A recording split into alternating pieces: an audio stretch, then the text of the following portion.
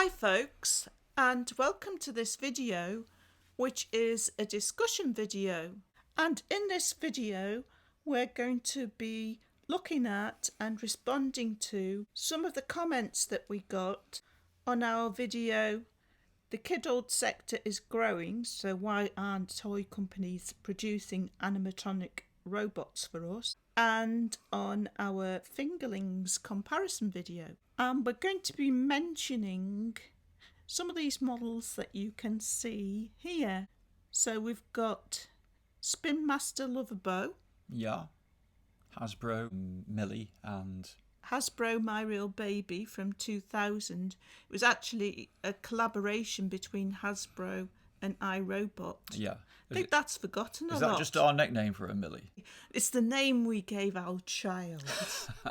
And Hasbro latest Furby, yeah. Yeah, the one that's just come out 2023. The Fingerlings by Wowie. Wowie, that's the Australian company, isn't it? Wowie. Yeah. Are they Australian? Actually, I was saying, yeah, I don't think they are. It's Moose that's Australian. Oh, yes, Moose, that's Australian, yeah. So we've got the original Fingerlings, and we've got the one that's just come out. Right, I've got to say it's a bit of a disparate bunch you've got there. It is, but the reason why we've got these here is because these are all mentioned in the comments. Oh, okay, right. So we're going to look at the comments that were on the video, The Kidult Sector is Growing, so why aren't toy companies producing animatronic robots for us? So this is the first comment. For me personally, as a toy collector myself, I agree that they should make more things specified for us collectors that want to have interactive pets and animatronic robots. I think they can do it, but they're just being lazy as a choice, because we said on that discussion video, I thought that they could do it, but they were choosing not to. You thought it was beyond toy companies to make animatronic and robotic toys that would appeal to adults. Right. So this person is really agreeing with you then. I'm going to read the next comment out before we go back to that one. Okay. Yeah, let's have the next one then. I'm a reborn doll collector. While they're one-of-a-kind art dolls and I love their uniqueness, they were not my first choice as a collector. Yeah.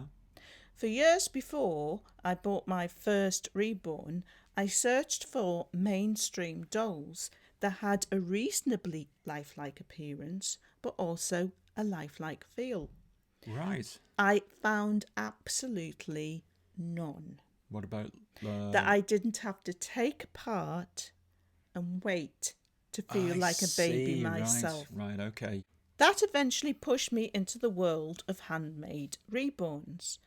I see parallels here and in the doll world. So what she's saying is, I would like to have something that feels reasonably like a baby in my hands. Yeah.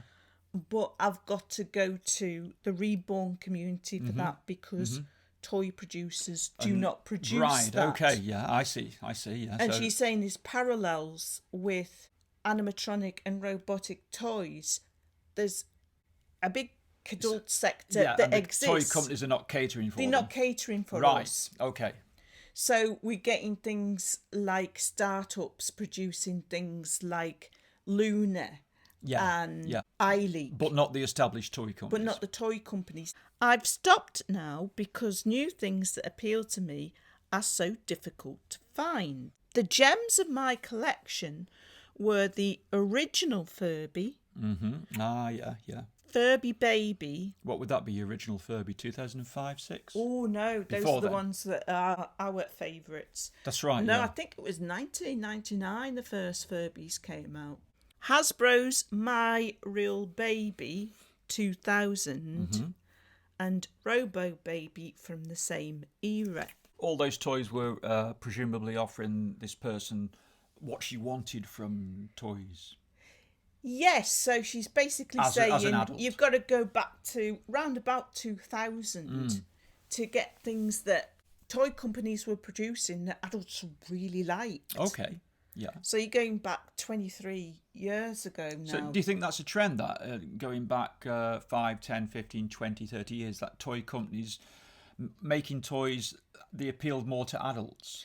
I think there was a bit of like a golden period. Right. That was round about late 90s through to about 2010. Yeah, actually, I'm thinking of Squawkers McCaw. Yeah. Which was... That was 2008. Yeah, and that was sort of... I suppose it was a toy marketed at children, but it had a great appeal to Well, adults you say because that, of the but, humour in it. But Hasbro actually wrote for ages 8 to 108. They did, that's So right, they yeah. acknowledged adults would want to buy it. Okay. So this is my real baby. Unfortunately, she's saying bye-bye when I press her on switch because her batteries are low. One of the things with these models is they took C cells and they took a lot of them. So Yeah. very expensive. That was the thing to with renew. older toys, wasn't it? They took more batteries and larger batteries now. You don't very often get C cells now in toys.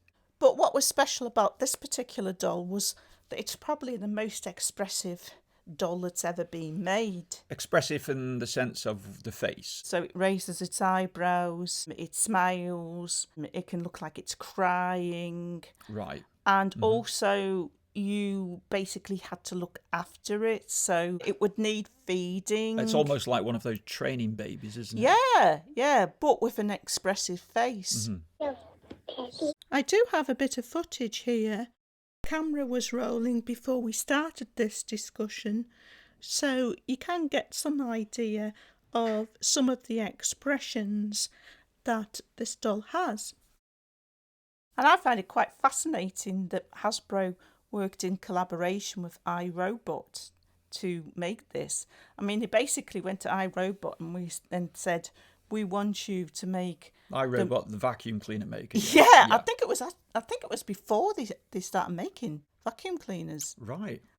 Hasbro contacted iRobot and basically said to them, we want you to do the robotic side of the most expressive baby doll that's possible. Right. They wanted to make it as lifelike as possible. They were asking iRobot to do the sensors and things like that, do you think? Yeah. The person that put this comment mentions Robo Baby from the same era. Yeah. I hadn't heard of this. I didn't actually know about it.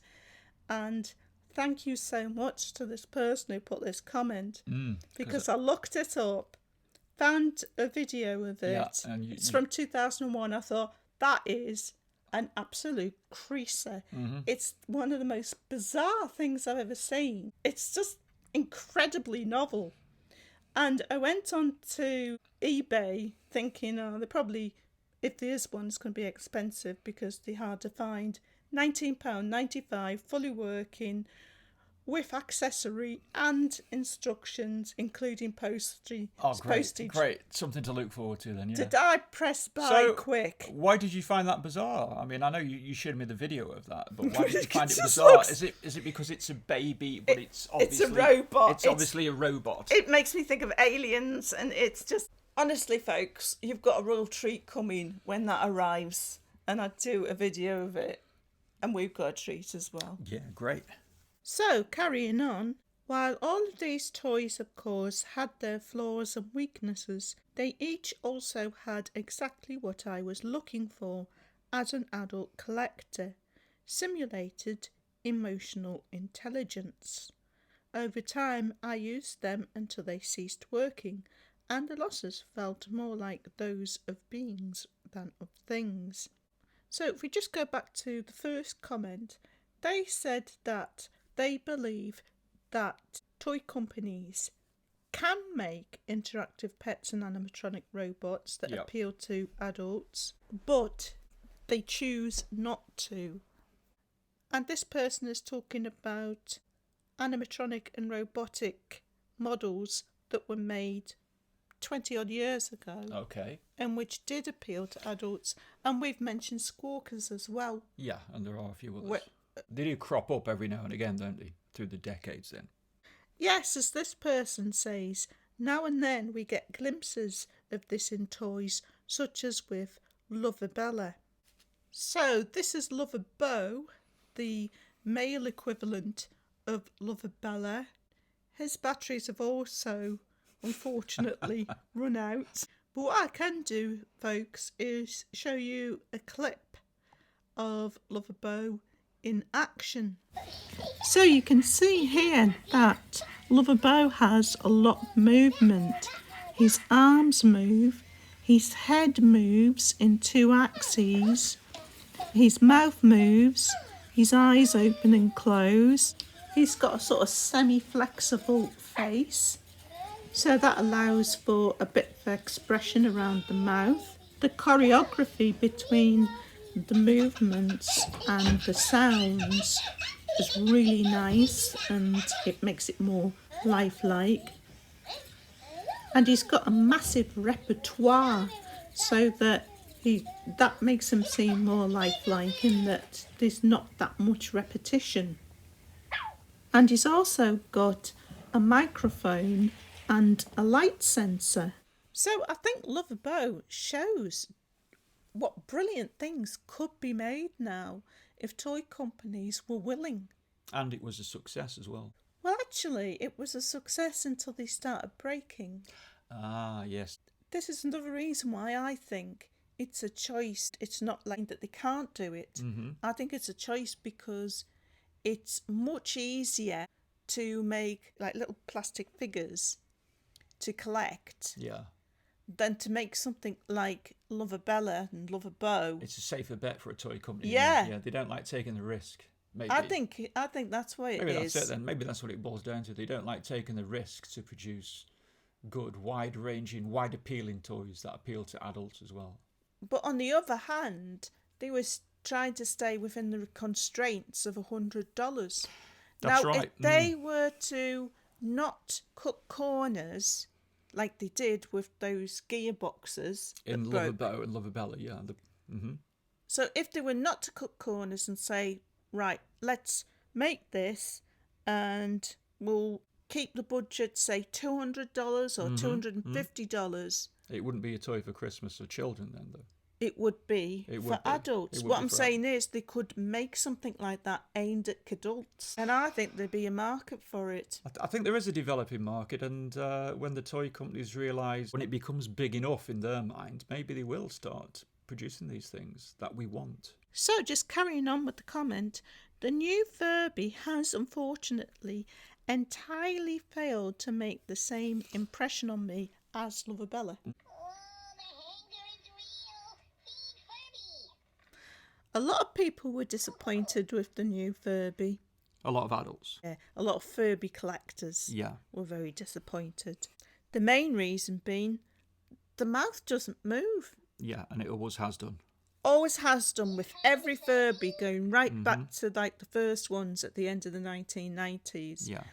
And it kind of makes Furby seem dead.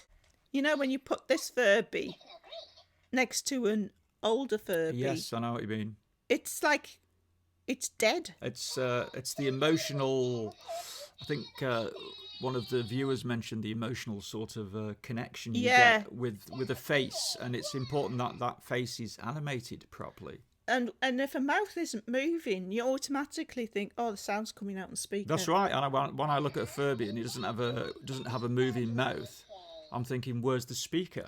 Yeah. Whereas if the mouth's moving, I'm thinking, I don't think about it. You feel as though the sound's coming out of the mouth. Your mind can be like tricked a bit, can't it? Yeah.